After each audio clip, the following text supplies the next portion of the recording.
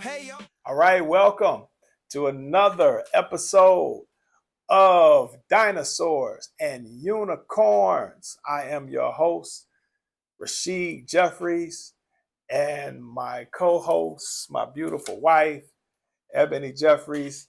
We want to say welcome, and we're looking forward to this episode. We have a treat for you today. We have a guest today. But first, I want to give my wife an opportunity to say hi to the people. Say hello. Hello, people.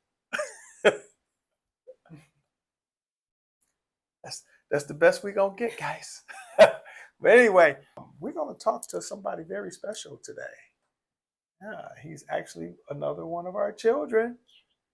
And his name is Kyrus. And he's our fifth oldest. He's one of my three boys.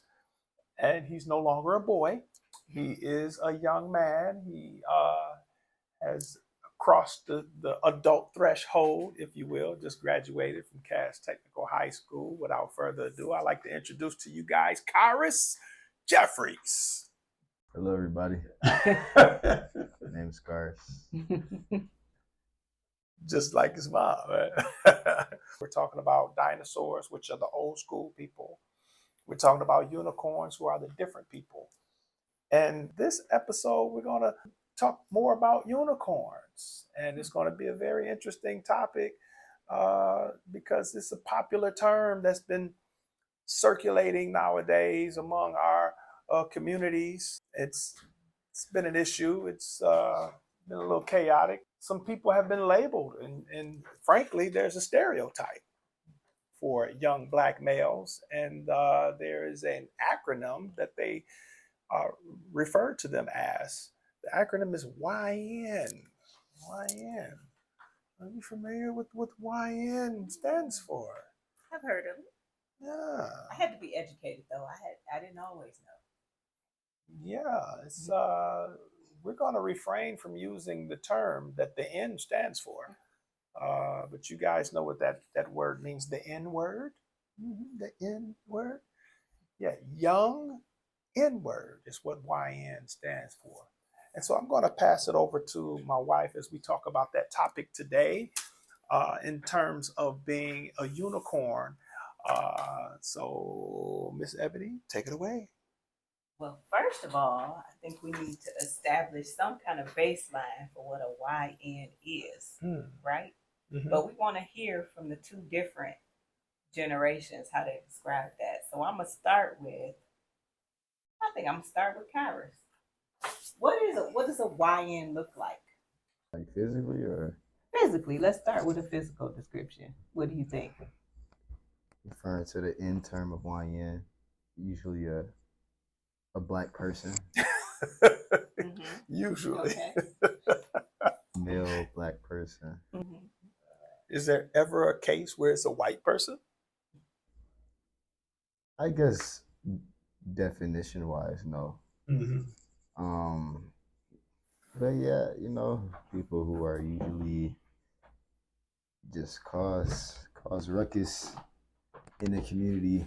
Okay, you said cause ruckus, so that's more of a behavioral thing. So what is it that they do when you say cause ruckus? What does that They mean? might be stealing from convenience stores, speeding on the roads, drag racing, robbing people, just overall degenerate activities.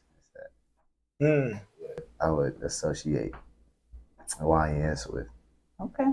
That term, yeah. What do you think about that, Mr. Jeffries? I think that's a pretty accurate description based upon what my understanding is. Also, a lot of them are violent, not only robbing people, but killing, fighting, beating down, and actually taking people's lives. A lot of YNs are known for. And this is disturbing, and it's a celebrated lifestyle, particularly among the Gen Zers. Not trying to be negative about Gen Z, but it's an issue. It's a problem that we're dealing with right now, and we need to figure out what to do about it. Usually they have an image. It's not just young black males, but is there a specific image that people will be perceived as a YN if they look a certain way? Like being black, locks, Mm-hmm. a lot of them wear ski masks. They wear ski masks? Can you explain to the people what locks are? Locks, like tightly curled hair. Like some people say dreads. Mm-hmm. Yeah, that's what it is. What you're wearing right now, would it be considered locks? No. Or does it look similar? Yeah, if they were locked up, they would be locks, but they're not locked up. But yeah, okay. I guess, yeah. So for the untrained eye, looking at you, they would assume that you fit the description of a YN. What would you think? Sure. Have you ever been perceived? Have you ever been mistaken for being a YN? In your estimation about how people may treat you or deal with you? To be honest, no, not that I can think of. Oh, okay. When he says locks, not just locks, I think it's the hair period, because they wear it in different styles. And so some people are stereotyped when their appearance is consisting of the long hair. Sometimes they wear it in afros. Even you, son, your hair is blown out sometimes. Me personally, I like the look. I think it looks cool when he wears it. But sometimes people can look at that and perceive you to be one of those stereotypical images. Right. Yeah. Right. I can see that. So the physical description definitely carries weight as far as the mass perception and categorizing people. Yeah. When it comes to the behaviors, we talked about some of the degenerate, that was the term you used, degenerate behavior. I like that term. Interesting term. It's an interesting term. And some of the negative behaviors that they do. So do some of those behaviors also line up with something called crashing out? What does that mean? Can you please describe that term? Crashing out? Yeah. Is that funny? What does crashing out look like? I think crashing out could be, it's a blanket term for doing too much.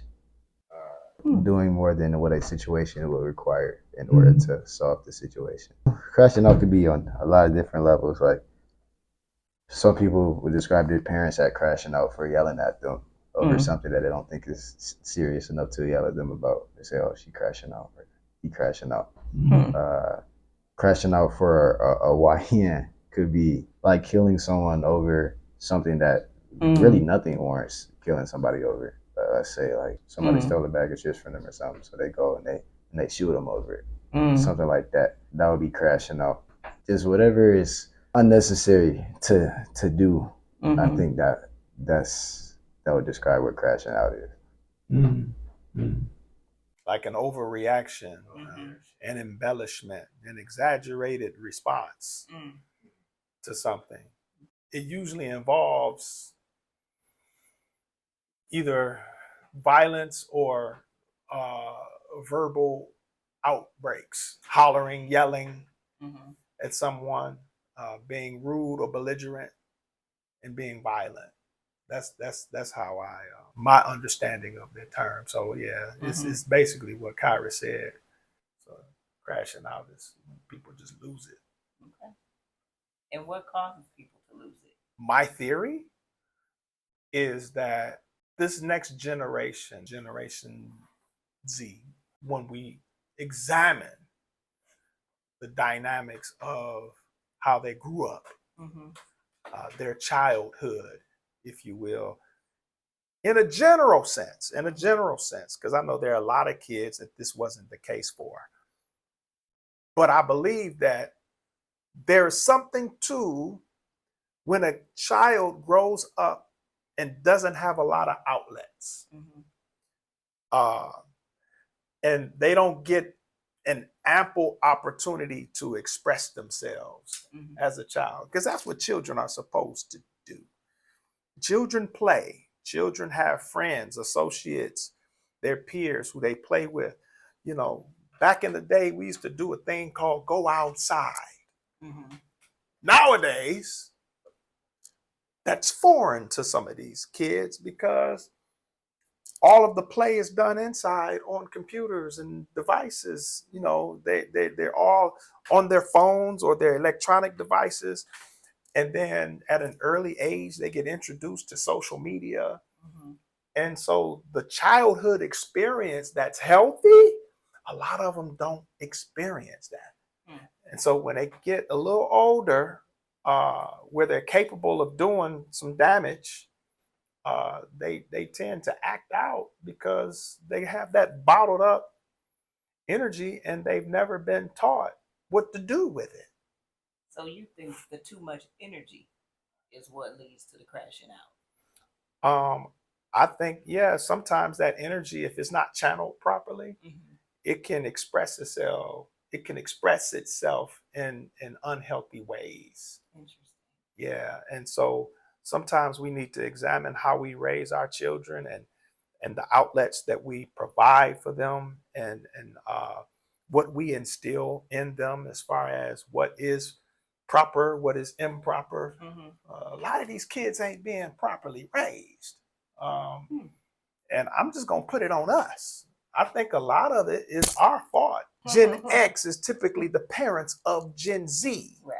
And so when you examine us, let's put us, under the microscope real quick. Hey, we're guilty. Okay. I think that we have done, in a general sense, a lot of us have done a great job as parents, Okay. but a lot of us have not. And I think it indirectly and a lot of times directly leads to this crashing out Hmm. issue among YNs. It turns children into YNs. Haven't heard all of that, Kyrus. Do you agree with that, or do you have a different thought about what leads to crashing out? I think it could be a lot of things. Mm-hmm. What I look at is people not knowing how to, I don't know what the right word is, convey their emotions. Mm-hmm. They don't know how to properly deal with their emotions, and so they do it in the wrong way. Like they might be mad at, like for example, let's go back to the example. Um, it could be an exaggerated example, or this might actually happen, but like shooting somebody over, them stealing their bag of chips, right? Mm-hmm. Obviously, that's an over exaggeration of their reaction, but that might not be coming from. In fact, I'm almost positive it wouldn't be coming from. They're just so mad that they stole their bag of chips. They're probably mad over other stuff going on in their life, like maybe like I don't know, they're mad about how they're doing in school or over a relationship that they had that didn't go right, and so they take out that anger on other people because they don't know how to deal with that and they don't know how to channel it correctly. Mm-hmm. And so they just do what they see other people doing, and they just do what they feel they can do because they can. So I think if people knew how to deal with their emotions in the right way, like you said, have better outlets to deal with their emotions, then it'll be less of an issue um, as far as that part goes. That's interesting. He said, "Do what other people do." That was a very interesting statement that he made because that highlights one of the issues I think is prevalent among this generation when it comes to role modeling. Like, again, that also falls on us. Mm-hmm. There's not enough positive role models for these young people to emulate. And so they emulate what they see. And if they see people crashing out, and some people can process that thinking that that's the way to handle their issues.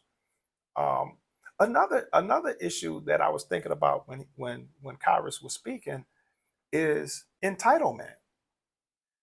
When you shoot somebody over a bag of chips, Mm-hmm. Maybe you're not that mad, but maybe you feel like, dude, these are my chips. I'm entitled to them. And now I feel disrespected because you took my bag of chips. And I think this entitlement issue has become monstrous in our society today with the younger generation. The question is, how do we get to that point? And my theory is, again, it comes right back to us as parents. Now, don't get me wrong, I think technology has a lot to do with it as well. We're in the social media era. The technology is so advanced that the children grow up with it. And so everything is made easier. They don't have to work as hard as we had to work when we didn't have the technology that assisted us. They have this technology now, so everything is at their fingertips. It's so easy. But then you also have to question the parenting. That I think two things happen that messed everything up. In my personal opinion, this is my personal observation. The two things that happened was, number one, our generation decided that we didn't want our children to have the kind of childhood that we had, where we would get whippings. We used to get beatings. Our parents used to discipline us physically, verbally, and kept us in line. And we stayed in our place. And it was a different energy towards discipline back then. And so I think when we grow up like that, a lot of people in my generation were determined not to raise our children that way. So you got a lot of families out here who don't discipline their kids at all. And they let them do whatever they want to do. And then you couple that with this mindset, because if you grew up poor, you don't want your kids to grow up poor. And so you say, I'm going to give them the world. So when you give someone who's immature too much too fast, and then you couple that with the fact that they're not disciplined, now you're creating this monster that turns into YNs that starts crashing out when they don't get their way. Really, it's just the glorified version of a tantrum. You spoiled brats being played out through YNs crashing out. That's my theory. Yeah. What do you think about that? You agree with that theory? It makes sense to you? Yeah. Yeah. Okay. You sure? Yeah, it makes sense. Okay. Okay. So what would make the difference then? What would help, or what would have helped with these YNs? What would have made a difference in terms of how they were raised? What could have been done differently to get the different outcome to help them not crash out? Yeah, maybe just like more structure in the way that they're raised, like more consequences to actions, and yeah, because you get more learning done that way. Some people also think they don't let their kids make mistakes, so they like once they're out in the world, then when they can do what they want, they don't know how to deal with all that newfound responsibility. So maybe one day when they're a teenager, the parents are just like, okay, you're grown enough to just let you go. That's like not as like you're grown enough for me. Like they release control, but it's like sudden. So like they don't know how to deal with that, and so they get too into much stuff. Too fast. Yeah, too much too fast. So it could be that. But honestly, I don't think it's a one size fits all solution. I think a lot of things could lead to that. I feel like you can do that and have, from the outside looking in, the perfect upbringing. It could, be something else going on. So I think that stuff just really needs to be dealt with in the household. Like people should know their kids and what they need to succeed, because every kid is different. So just having that level of attention to your kids, maybe that's what it is. They don't care enough about their kids to provide that unique guidance that every kid needs. Because something could work for one kid, not work for another kid. So you gotta be meticulous in that. And some people just don't have the effort to do that, so stuff doesn't turn out right. But I think that's what it could be. That's good. That's good. Unique guidance. Yes. Yeah. Not one size fits all. Right. Come on now. He used the term meticulous. You're going to have to spell that one. I don't know. No, I think those are some great points. I really do. All right. So I heard you say, Kyrus, that parents may not be able to raise their children the way that they essentially should be raised because each kid is different, right? There's a uniqueness. There's a way you have to do it different for each child. That's what I heard you say. And I also heard you mention that maybe some parents don't put forth the effort or they don't do it to raise each child maybe the way they should be raised. So I definitely want to hear your thoughts and your feedback on that, Mr. Jeffries. But I also wanted to add something to that in terms of, is it that parents aren't putting forth the effort, or could there be something else going on as well when it comes to that? Wow, it's tough to really to accuse a parent of not trying. A lot of times parents just don't have the resources, or they're struggling with not knowing what to do, don't have the support necessary to raise a child. They're growing up and a lot of these children are growing up in poverty, and they're growing up with some extenuating circumstances that creates a situation where it could be tough. So I don't know if I would ever question the effort of a parent. Even parents that abandon their children, they probably thought they were at their wits' end, and I'm quite sure there are reasons that they felt like were valid for them to do what they ultimately wind up doing. So that's kind of tough to accuse a parent of. But I do believe that there are some things that may cause parents to, not meet the criteria and not do enough. So I think he makes great points about where they are. I'm still chewing on the word meticulous. Actually, when he said that whoa, this guy is pretty sharp. I wonder who his dad is.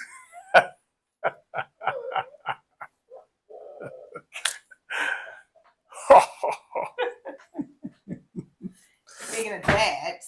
Speaking of dads. Since he is pretty sharp and he was raised by his dad, do you think that makes a difference? Absolutely. Whether or not there's a father involved.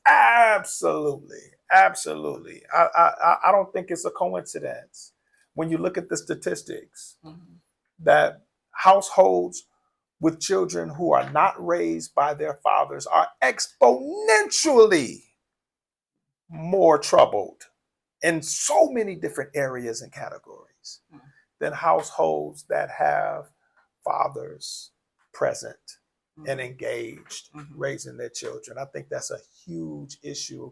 I venture to say I think that's probably the biggest issue that we face in society. That you can trace every issue that we have in society back to absent fathers. So yeah, I think that's critical. All right, Kyrus. So you had your dad in your life. You weren't facing the absent father epidemic that he spoke about. So what do you think that did for you? How did that impact how you were raised and how you behave? I got a lot of my stuff out early when I was a kid, and I knew what was right and wrong, and I had the space to get my stuff out early, so I didn't get it out when it's more dangerous to get stuff out. Like I got in trouble a lot when I was a little kid, But if you're gonna get in trouble a lot, that's the time to do it. And I think I learned those lessons while I was younger, so I won't have to learn them now because of my dad. So I didn't keep getting in trouble. Um, we figured it out. He was a good kid. He was a good kid, though. He learned from his mistakes. Right. All right. So one of the other things that we wanted to touch on is these teen takeovers. I don't really know what it is. Really, it seems like it's a lot of teens at a certain place. They just gather up and just cause ruckus. And I see the police there, and people get hurt. People run from the police. I don't really know what the goal of a teen takeover is. I don't know if they have like a goal to have safe fun and it goes wrong every time, or if the goal is for it to go wrong. I'm not sure. That's telling that he doesn't know, and that's where he should be, because the teen takeovers have taken over a lot of our communities, particularly here in Detroit. I'm not gonna say it's taken over, but it's a major issue, and it's a major concern among the entire community, the adults. We're trying to put our heads together as far as the mayor and city officials and police, the police department, and just upstanding citizens of the city of Detroit. Of course, we don't need uh, hundreds of teenagers deciding to, as Kyra says, cause ruckus just for sport in the city because they want something to do, or they want to express themselves. There's so many different ways that teenagers should express themselves than in those negative ways. And I think the parents have a lot that they can do to prevent that. We have a lot of work to do in our community with our parents as well as our children. I think the teen takeover is a major indictment on the parents, because ain't no way my kid is going to be down there participating in something like that. Let me get wind of that. That's not happening. And so I wonder what's going on with the parents that of these hundreds of kids around our city that's just acting out the way that they act out. Like, okay, you got one time, right? But once I find out about that first time, that has to be eliminated if you're a parent of a child who participated in something like this. And so it just makes me wonder about the way these children are being raised, and what's in them, and why do they feel a need to do these things. It also highlights the fact that Kyrus is a unicorn, because he doesn't fit. He may fit the description. People may look at him who does not know him and assume that perhaps he's a YN, but he's not. He's the opposite of a YN. This guy graduated with honors from Cass Technical High School. For those of you all who are not Detroiters, well, Cass is so popular, people around the country know what Cass is. A very, very excellent high school, high standards, and he's graduated with honors from there. He's on his way to University of Michigan, the engineering program. I'm very proud of his achievements and all the work that he's put in to be in the position that he's in. He's conducting himself in the total opposite way that a YN would conduct themselves. He is the total opposite image of a YN. And so if a YN is the norm, then Kyrus is a unicorn. And so I just wanted to state that. That's one of the reasons why we had you on here. That it's good to be a unicorn with some things that are common, that are popular. Everything that's popular ain't cool. Everything that's popular ain't right. And so when you find yourself wrestling between, should I do what's popular or should I do what's right, be a unicorn. Unicorns is the way to go. What you think about that, Kyrus? Do you consider yourself to be a unicorn? I guess because I surround myself with people who are like me. In my eyes, Mm-hmm. no, but I can see people would, why you would see me that way. But I surround myself with people who are kind of like me in terms of our goals and where we want to go. You know, black men. There are black men that exist that with the hair too. That They got the hair too. that don't conduct themselves in that way. And that's the people that I'm around usually. But you know, I have friends who do other things too. But yeah, I can see how people would think that. That's good. That's good. I stand corrected. You know, maybe the unicorns are the YNs. That's possible. You know, maybe the majority flow like Kyrus. You know, so that's a real interesting point. Real interesting point. We talked about the team takeovers. We talked about the parents' responsibilities in this process, and Kyrus possibly being a Y. No, he's not possibly a YN. He's not. But he's possibly a unicorn. Yes. If the majority of these of children his age are YNs, then he's definitely a unicorn. And I thank God that like he said, he hangs out with people like him. Unicorns, man, hey man, get people like-minded, you know, who flow like you, who do what you do, and find yourself a sense of belonging in a group that you're comfortable with, because they're around. Make those connections, make those friends, and strengthen yourselves. As I like to say, unicorns unite. And having said that, that is going to conclude this episode of Dinosaurs and Unicorns. Please stay tuned for the next one, where we talk about old school. I ain't like you. No, I ain't new. Different. Kyrus is different. Kyrus, you have any final words that you like to grace the audience with? You know, you have control over your life as well. You can't blame everything on your parents at a certain point.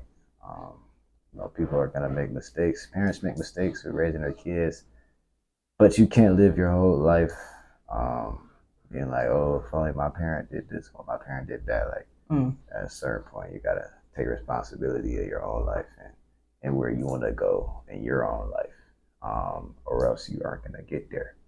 So take ownership of your own life, because it's your life.